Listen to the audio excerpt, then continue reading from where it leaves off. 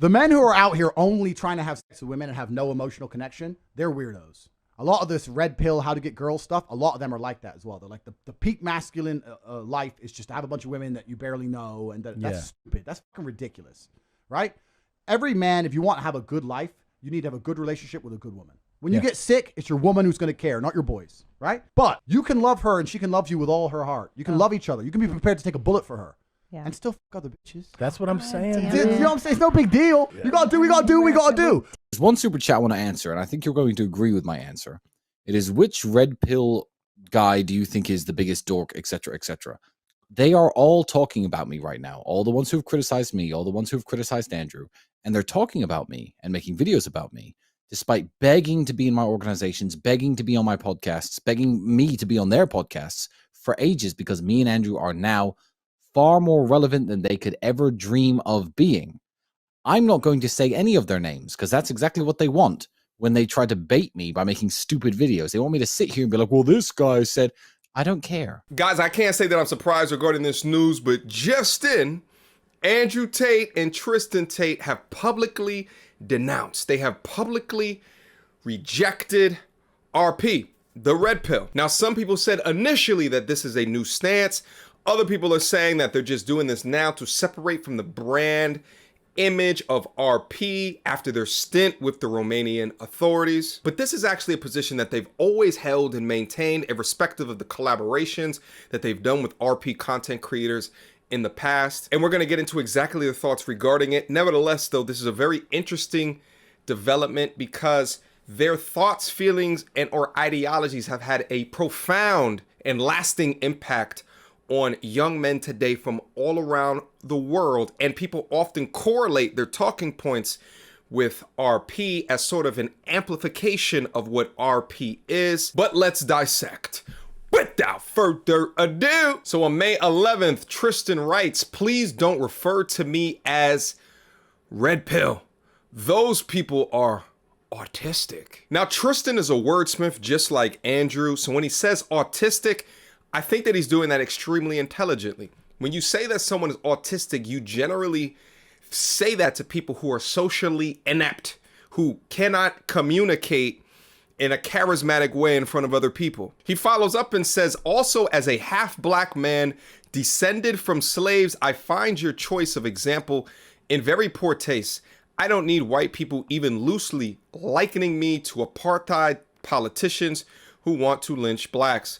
Thanks. So this bottom half of his tweet is connected to a reply from someone else, but that reply is not in the scope of this conversation. But what I do find interesting about this is that when I refer to Andrew Tate as a half-black man, always in my comment section, there's a weird name, no profile person that says, shut up! No, he's not! Looks like he is, stupid. Nevertheless, the date of the tweet, which is now deleted, is May 11th.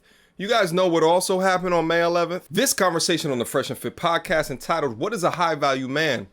Where Rollo Tomasi called in to defend that having a vasectomy in your 20s is one of the quickest ways to become a high value man. Now, this dialogue and back and forth between Sneako, Destiny, and the RP godfather Rollo Tomasi has been hitting everybody's timeline as they go over some of the perceived inconsistencies or the inept or irrational, illogical arguments of some progenitors of the RP space. So when Tristan says that some of those people are autistic, that should give you some indication of who he might be speaking about. Nevertheless, it's my belief that Tristan Tate has always shared these thoughts. However, it's been the fake news media that buckets him into some framework in order to marginalize his talking points. All this shit on the internet, you see a lot of these podcasts where all you see is these really, really, really trash girls.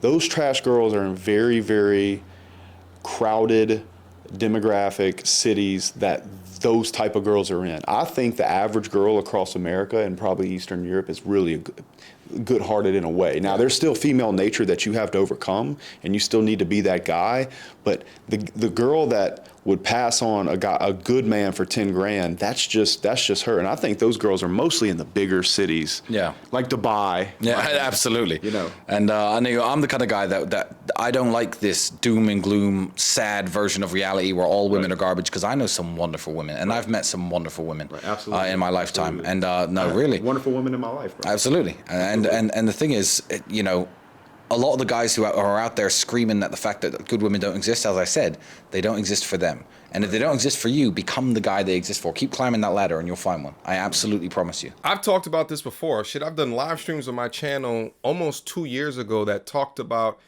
within the space, the general pessimistic views in regards to women. And those pessimistic views are usually generated by red pill rage, but they can be fueled by the maintenance of the content delivered to them. But what I talk through is the necessity of that rage to understand the burning platform for your purpose, to understand the burning platform to improve your body, to understand the burning platform to increase your utility or your financial education in this world. But when you look at Tristan speak about women, you can tell it comes from a place of positivity, because of his interactions with women have generally been positive. And positivity builds respect. It builds good moral character. It builds fantastic mouthpiece and game that you can utilize to interact with these women. But what Red Pill can focus in on is less of the positives of working with a woman and more so to debunk or to point finger at certain types of unscrupulous women that we wouldn't want anyway. I've always maintained on my content that there's a clear difference, a stark contrast of how you interact with women to extract content from them and how you interact with women to extract a valuable experience out of them. Because in reality, dunking on hoes is fantastic for content, but in terms of having a positive experience with a woman, in reality, you have to provide them with a good user experience, which is paramount for building rapport with them. Well, first of all, you have to clarify what a simp is and what simping is. Being nice isn't simping. To me, I have a very unique description of what simping is. I think it's an unfair exchange of value between a man and a woman, usually coming from a man towards a woman. So giving a woman a bunch of free money, giving a woman a bunch of Instagram likes, giving a woman a bunch of Instagram comments, that is simping if she's not doing it back to you. I mean, you'll see me comment, "You look beautiful," on a girl's Instagram picture, and she'll reply underneath it, "You know, I miss you, Tristan." Yeah. That's not simping. That is a fair exchange of value. Right. Where I'm publicly telling people, you know, I've been there. That's one of mine. Yeah. And you know, I get the validation in return. I don't think there's anything wrong. If you were just some guy waiting at the entrance to a restaurant for any woman to walk past and holding the door open in the hope of getting some phone number or something, that really is simping. Yeah. But no, it's an exchange of value, and being a gentleman is very, very important. Let me tell you a good story about being kind to waiters and bartenders, especially in the city that you live in. It's an investment. Yeah. It's an investment to throw money around. I do it here in Dubai because I spend a lot of time here. I certainly do it in Bucharest. I was on a date with a Romanian celebrity. I'm not going to name drop her here, but famous girl, a few million followers on Instagram, etc. And the lights had gone out in the garden of one of the fanciest restaurants in town. So obviously, being one of the fanciest restaurants in town, they put a bunch of candles on every table. So I was sitting there as the waiter was pouring our champagne. I said to the girl, I said, "You know what? I specially organized this. I call my friends at the electricity company. I had them shut down the power grid just so we could have candles tonight." And she goes, "Hi, all right, Tristan. Yeah, where's my flowers?" As a blasé comment, because she knew I was joking. Yeah. She knew I was bullshitting. The waiter, good friend of mine, had been pouring the champagne, overheard this. No joke, 2 minutes later, he comes over with the biggest bouquet of flowers he must have taken from behind the restaurant. He goes, "Mr. Tate, here are the flowers you ordered." And I sat there, straight face, ice cold, sipped my champagne. 10 minutes later, I was like, "You'll have to excuse me." I get up. I was just like, "My man!" I was like, "No way! Did you just do that?" So, and why? Why? Because I'm rude to waiters? Because I didn't get to know his name? Right. I've been eating at that restaurant for 2 years before that. I throw money around. I tip well. He knew exactly who I was. So, you know, being kind to people pays dividends. Not only is it, do women notice it? Because they really do. Yeah. But you know, the staff notice it and they treat you better. And being treated with respect around women is a huge turn on for women.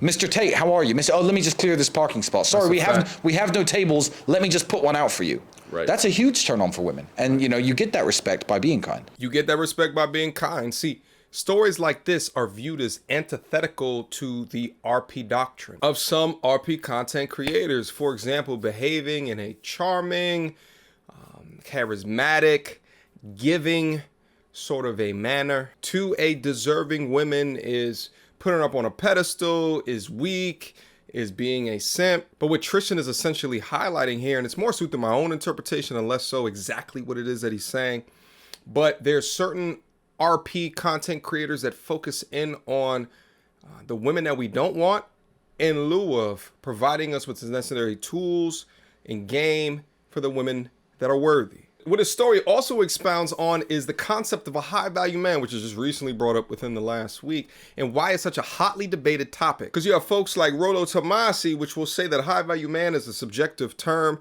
and the subjectivity is determined by all of these different factors. When objectively, an average earning man is unable to be as generous as a Tristan Tate. I don't know exactly what it is, but when I look at a lot of the pure red pill content, I don't really see any hope there. Even if they don't mean it to be, a lot of it is so negative. It's framed from such a negative perspective. Exactly. And it's very hard to sit down in front of a woman with a negative mindset and impress her, no matter how amazing you are. That song by Cyndi Lauper is completely true. Girls just want to have fun, and fun is positivity. And if you're fun to be around, to some degree, she'll always want to be around you. And sometimes these guys are trying to learn all this theory, and by the time you learn it all, you're just bitter. You're boring. And you're boring, and you can feel it, and it's in the air. It's an intangible. You're thinking too much. Yeah. You're reading off a fucking script. Yeah, and it just all goes wrong. So personally, I mean, I don't watch much, if any of it, and the things I do see, the occasional bits here and there, I just don't think it's going to help anybody. I don't think it's going to help anybody. I feel like, you know, there's so many things about being a man that are difficult to do. And truthfully, if you put your energy in the right places, you're going to achieve a bunch of amazing things, and the girls are going to. I know it's been said before, you need to be your own point of origin, and girls need to come on accident, blah, blah, blah. It's not about them coming on accident. It's just a matter of, there's a reason a lot of these game guys don't have long, successful relationships. It's because they know enough to talk a girl into sex, but they don't have enough to retain her. So it can't be the only thing you focus on. You got to focus on a bunch of other things, and it's got to be a small part of your repertoire, just like everything else, right?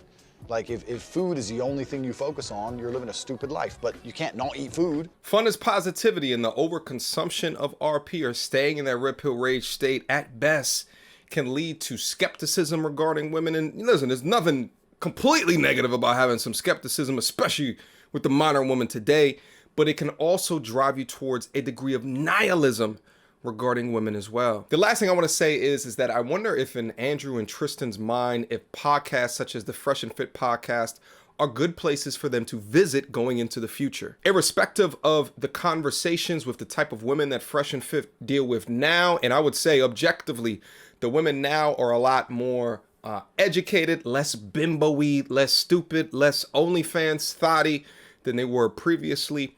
But still, that doesn't remove the brand that they have built up, the perception that they have built up. Even though now it's different than it was previously, the public's perception or their brand identity is still towards the old women that they would bring on consistently. And when Tristan and Andrew are dealing with grape and SA allegations from a brand perspective, it's probably a bad idea. I would even argue that they'd probably never go back to Miami ever again. If you guys notice, Fresh and Fit were down at the Tate estate for their last recording with them. Questions, comments, concerns. Y'all already know what to do. Mediocretutorialsandreviews at gmail.com. Guys, comment box is right down below. Get down there. Let me know what you guys think about all of this. Andrew and Tristan officially going anti-RP. You guys think they're going to go back to the Fresh and Fit podcast? Let me know down below. I also want to know too, do you guys think that this is the beginning of the end of the RP movement? When the most Googled man in the male influencer space denounces it, it's something that's worthy for a discussion. So let's rap about it. I just know one thing's for sure. Do not get a vasectomy in your 20s before you have kids to become a high value man. Practice eggplant discipline, my G's, all right? Until next time, YouTube. Peace! You don't wanna see me get vexed. Bars on your phone, tell a man you can't jack. The big guy, the ones who can't stretch. Breaking the neck when we in the car next. You don't wanna see me get vexed. Bars on your phone, tell a man you can't jack. The big guy, the ones who can't stretch. Breaking the neck when we in the car next.